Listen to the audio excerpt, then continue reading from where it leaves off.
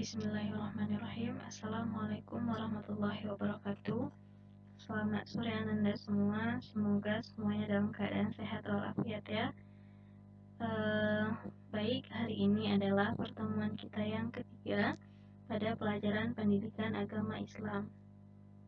Nah, Ustazah ingin mengingatkan kepada Ananda semua untuk selalu menjaga kesehatan, stay at home.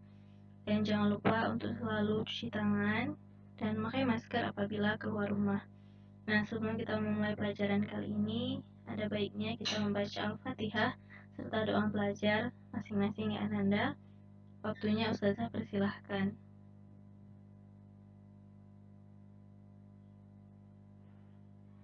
Baik, semoga semuanya sudah membaca. Kita akan memasuki pelajaran. Jadi, pelajaran kali ini kita akan membahas tentang Asmaul Husna.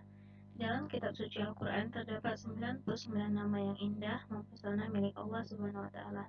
Nama-nama tersebut menunjukkan kepada kita betapa maha sempurnanya Allah jika dibandingkan dengan semua makhluknya. Bagi orang yang beriman dengan membaca 99 nama bagus tersebut akan memperoleh pahala dari Allah. Dengan menghayati dan memetik kandungan makna dari 99 nama tersebut akan memperoleh hikmah dengan manfaat luar biasa untuk kehidupan kita. Nah, nama-nama tersebut dimaksudkan dapat memberikan inspirasi untuk setiap perilaku yang dilakukan oleh mukminin dalam kehidupan sehari-hari.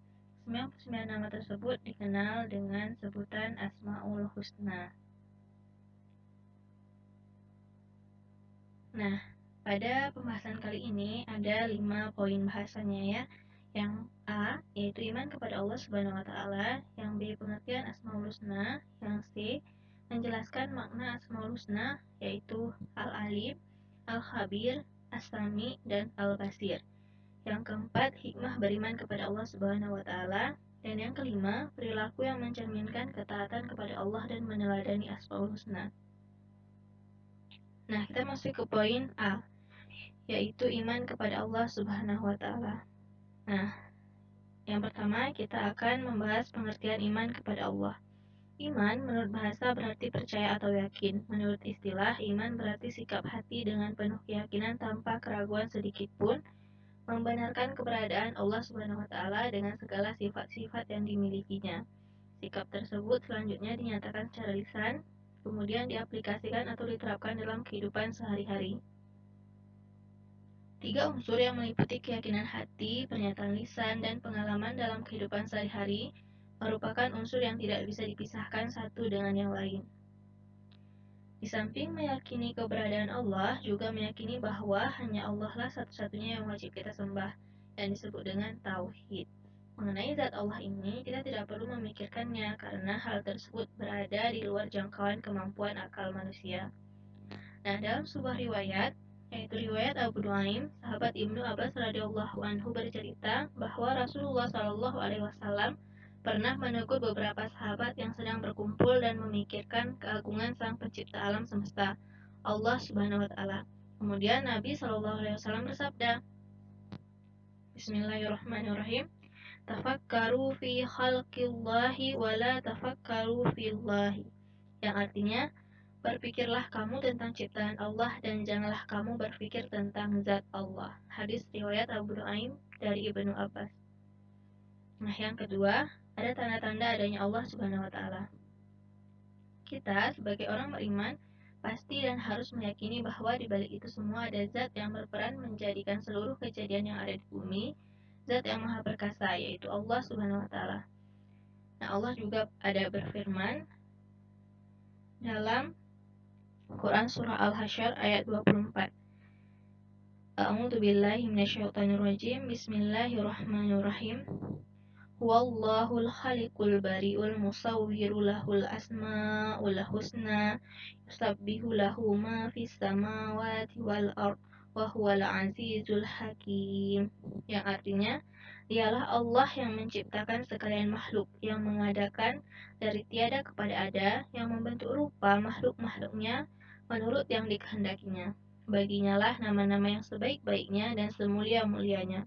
Bertasbih kepadanya segala yang ada di langit dan di bumi. dan dialah yang tiada bandingnya lagi maha bijaksana. Baik, kita akan masuki poin B, yaitu pengertian Asmaul Husna. Kata Asmaul Husna, menurut bahasa artinya nama-nama yang baik. Menurut istilah, Asmaul Husna adalah nama-nama yang baik, yang indah milik Allah Subhanahu wa Ta'ala. Sebagai bukti kemahasempurnaannya, jumlahnya ada 99 nama. Barang siapa membacanya, maka dia akan mendapatkan pahala dari Allah Subhanahu wa Ta'ala. Hal ini juga telah Rasulullah SAW telah bersabda yang bunyinya, Bismillahirrahmanirrahim, Inna lillahi tis'atan wa tis'ina asman mi'atan ila wahidah man ahsaha dakhalal jannah. Yang artinya, sesungguhnya Allah memiliki 99 nama, 100 kurang 1. Siapa yang menjaganya, maka dia akan masuk surga. Hadis riwayat Bukhari, Muslim, dan Ahmad.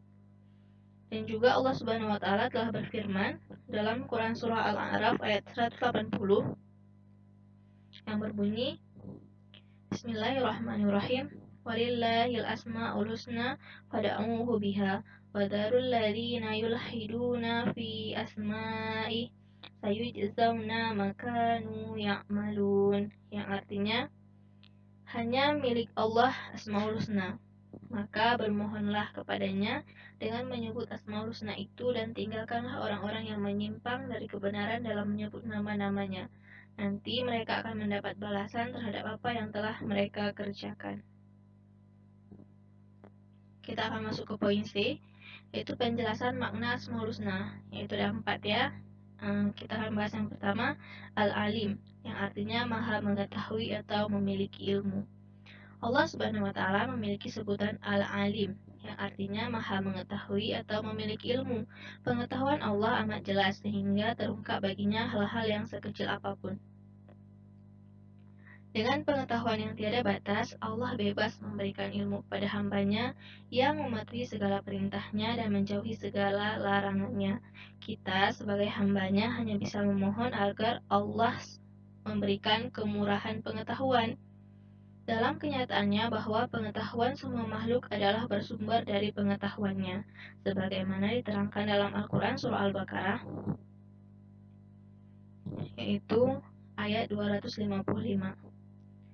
Bismillahirrahmanirrahim. Allahu la ilaha illa huwal hayyul qayyum la ta'khudhuhu sinatun wa la nawm lahu ma fis samawati wa ma fil ard man dzalladzi yashfa'u 'indahu illa bi'idhnihi ya'lamu ma baina aydihim wa ma khalfahum wa la yuhituna bi syai'in min 'ilmihi illa bima syaa wasi'a kursiyyuhu as-samawati wal ard wa la ya'uduhu hifdzuhuma wa huwal 'aliyyul 'azim. Yang artinya, Allah, tidak ada Tuhan selain Dia yang maha hidup, yang terus-menerus mengurus makhluknya, tidak mengantuk dan tidak tidur. Miliknya apa yang ada di langit dan apa yang ada di bumi. Tak ada yang dapat memberikan syafaat di sisinya tanpa izinnya. Dia mengetahui apa yang di hadapan mereka dan apa yang di belakang mereka. Dan mereka tidak mengetahui sesuatu apapun tentang ilmunya, melainkan apa yang dia kehendaki. Kursinya meliputi langit dan bumi, dan dia tidak merasa berat memelihara keduanya. Dia maha tinggi, maha besar. Nah, ini ada hikmah menjadi Abdul Alim, yaitu hamba Allah yang maha